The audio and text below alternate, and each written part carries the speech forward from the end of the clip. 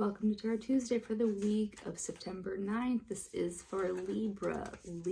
So we got a few things going on. For one, it is our pre-shadow season, so any existential shit, normal.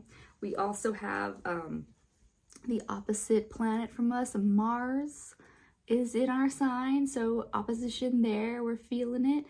But the main energy of this season is that we are in the middle of this eclipse moment where we had a lunar eclipse in Pisces over the weekend, and we are moving, about 2 weeks time, we will have the next eclipse in Virgo, which is right before our season starts and right when Mars gets out of our sign. So we are in the middle of this little pot moment, and then by our season, it'll just be this weight off our shoulders, hopefully.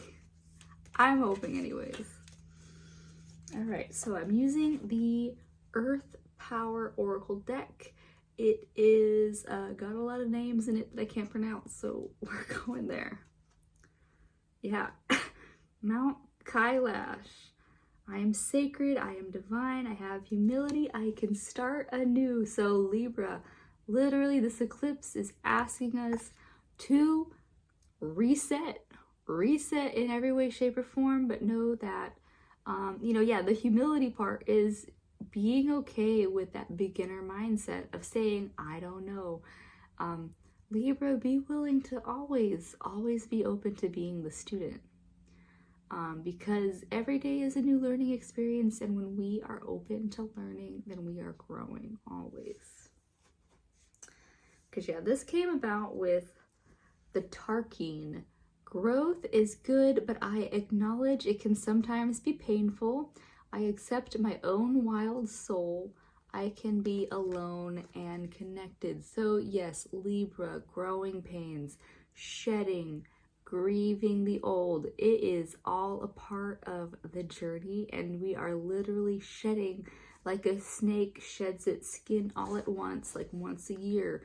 That's what we're doing. We're feeling it. But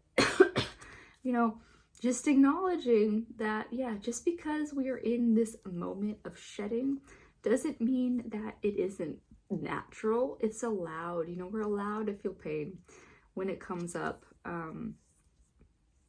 But also accepting that even though while we're in this transition and it might feel like, maybe we aren't being understood, because there isn't anything to be understood, and just because we need to, take our step back doesn't mean that the collective isn't there for us to catch us if we need it. That was the situation. And the reason that it came about, Obsidian Wall, Yellowstone. I am protected, I am able to protect, I am reliably able to rid myself of negative energy. And so Libra, Gemini had a similar thing where I had to remind the Gemini, or remind us, that we are in a different astrology system, the butterfly clan as air signs, and one of our power moves is that we just don't fly around negativity. When there is negativity, we just aren't there. We just aren't there. And that's how we reveal its negativity. It's like, we don't want to be around that shit. So in that, being protected and protecting, a part of our protecting is just, choosing not to be in spaces. Like I'm doing as best I can actively, the divesting is a way of protecting, choosing to only exist in spaces that feel productive and beneficial. Like I came on this platform specifically because I didn't like being fully on meta anymore, and so I'm moving around. I know this place has got its own shit too, but you just have to figure out and move about and it's what's protective for you. Like, where is your energy best serving you? And if it is in places that feel negative, then just get out of those spaces. The outcome, or the lesson learning. Mount Warning. I create my own destiny and opportunities. I am humbly eternal. I don't even know. This might have been exactly what Gemini got as well. Not all of the cards, just this one. Somebody got this, but maybe it was Leo. Somebody got this. But yeah, so there's humility and humble are two words that we got this week. And so it's saying that we can,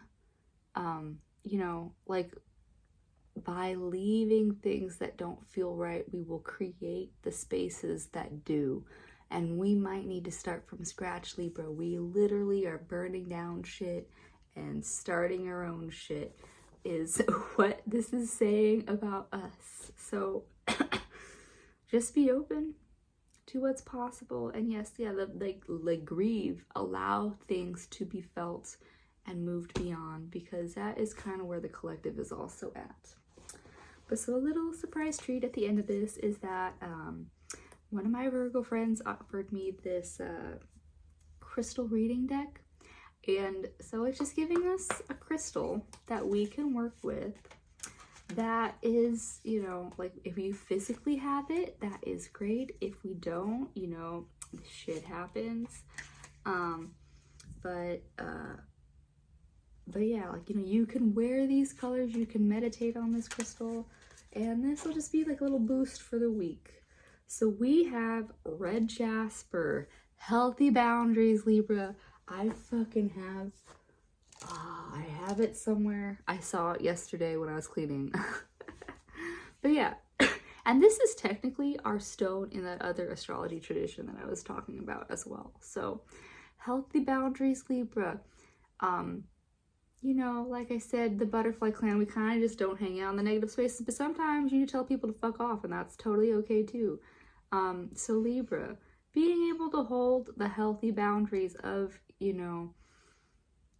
people pleasing and being a doormat are garbage, because you are denying yourself. Like every yes you say to things that you don't want to do is a no to yourself. So Libra, be okay with that word, no. No is a complete sentence. And don't allow people to tell you otherwise. Using or wearing, wear this color red. Red is like kind of like those frogs that are like, fuck off, I'm poisonous. Sometimes it's attractive, but no, you can, stop. This is, red. Meditate on this color, root chakra work, Libra, all the things that we could need. But yeah, that is what I have for Libra this week. We are in our pre-shadow, but we, our season's coming up, so we just gotta get through another few weeks. And then our, Mars will get out of our sign. We'll feel a lot better, I'm sure of it. All right, that's what I have for you, and I'll see you next week. Bye.